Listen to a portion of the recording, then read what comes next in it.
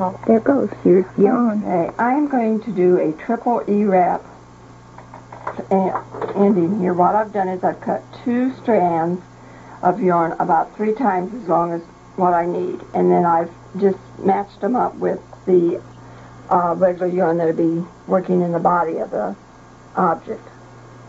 Okay, I make a slip knot in the end and go put it on the first needle. I hold my left hand underneath the needles, and I go under the next needle, over and under the next needle, over the top of it, and under to the next needle. And I continue this all the way across the row. When this is done, it makes a real nice trim edge to a top or whatever you happen to be making. It's a nice finished edge. It's thick. I have made it with 4 strands, which gives you almost a braided look edging. You do have to hand knit the first row.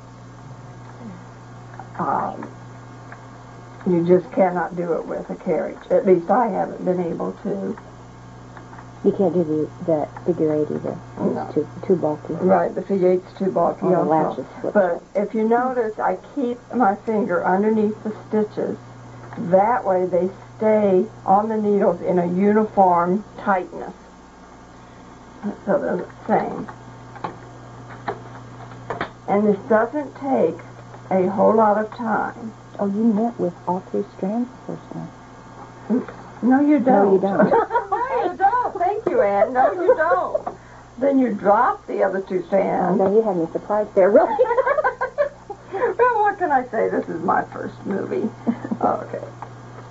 And then you just knit back. You have to be careful because these will catch the different strands of yarn. I do put a weight on the ones on the end to hold them down. Flip that latch close with your thumbnail, and then it won't dig in. Why, thank you. You weren't watching when I did that last one. I did that with every stitch. I was, but that... You didn't notice. Well, no, I usually end up putting the latch in my thumb. I just do it this way. But you do have to be careful or they will catch and divide the strands. Of course, none of them are going to do it this time. Oh, no. Every time I do it, they always split every other Right, one. and you'd really like to show it here. Okay, I got one.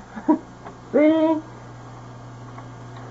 That's what we get from playing it. There we go. And then I put another weight on this side. I pull down on my hem. You can see how thick that is. And now we are using a Knit Smart carriage.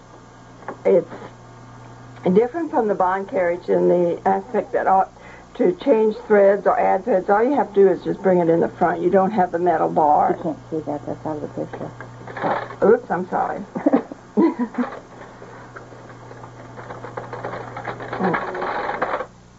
Whoops. Maybe knit across. Whoops. Okay, here's how you save in the middle of the And row. here is how you save. You just go right through here and pull these little stitches back about, I would say, 1/8 to 1/4 of an inch, depending on the size of your stitches that you have made.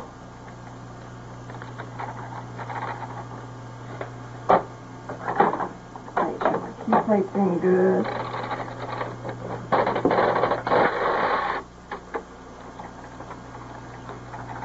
And for the first few rows, I do give a tug and pull it down just so it... Well, I'm making a mess here. Now you know how I knit.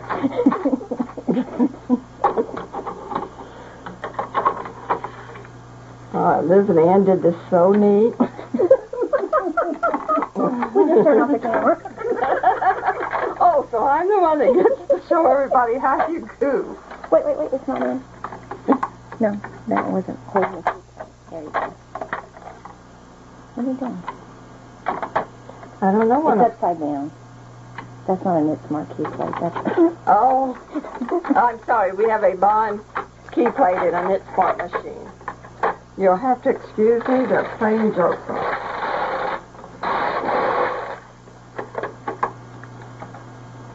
And how many rows did you do for your swatch? I need 32, but the row counter's short ones. I did 31. Okay.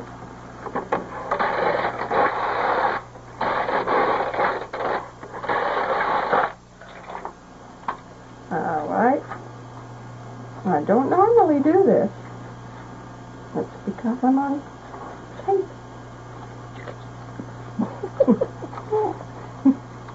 Are you going to do anything special for your bind off at the end? Well, what kind of bind off do we need? Shown. I don't know. I did the one that I do that's different. Okay, you're going. Okay, I finally have my little swatch done here without too many more mistakes. I was going to cable this one. Oh, darn. I am going to show what I call a knit cast off. Next swatch. It is where you take the first stitch, you move it over to the next needle, you move the needle off, and you hand knit it off. Then you continue all the way across the row, moving the single stitch over to the, on this one it's the right stitch, you move over to the left, put it on the same needle, and just knit it off by hand. When I do this, I usually do my last row with a size larger key plate so that I have a little bit looser bind off, because this does make a tight bind off.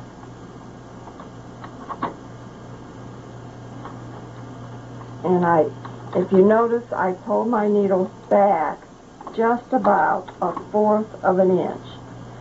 Now I do believe someone on the list had said that the yellow cards are about the distance you would need the needles to go back to. And I think what they had done was taken a strip of cardboard and made about a 1/4 inch wide strip that they put in between the back of the keyboard and the needles, so that when they push it back, the needles only go so far back. But I just kind of gauge to get 1/4 of an inch. 1/4 of an inch from where? Okay, it would be my stitch going through the loops And then 1/4 inch back. and 1/4 inch back.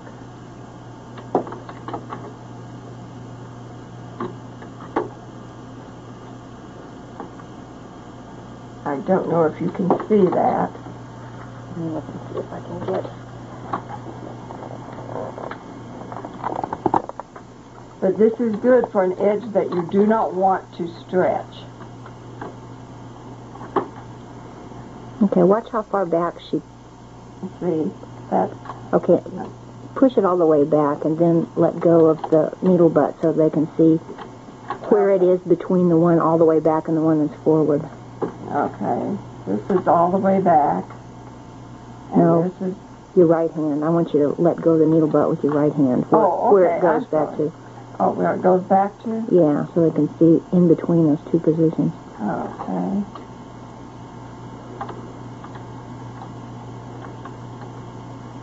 This is where it goes back to. Yeah, see, it's in between all the way back and the ones that are waiting to be worked. It's sort of about halfway in between them. So It's migrating forward right now, but it's about half, about... you pulled it back farther than that a while ago. Yeah. Okay, here's the non-working, and here's the working, and this is the one that I've just knit through.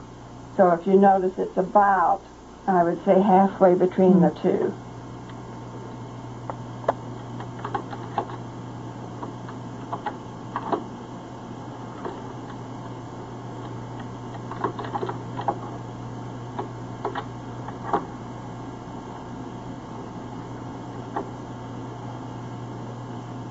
And as Anne said, sometimes you need to close the latch so that it doesn't split the yarn as it pulls through.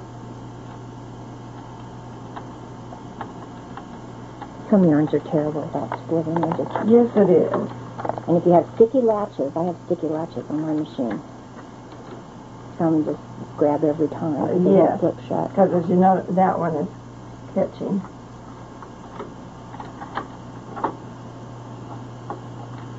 But I like this on shoulder seams that you don't want to stretch out. Maybe you've done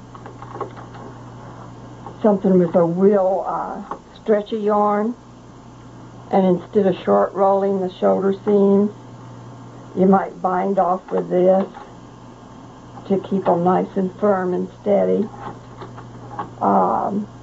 I've used it on necklines where you don't want the necklines to stretch out. Is this bind off showed in the instruction book? Yes, I believe it is. It's the alternate. It's the alternate to the back stitch.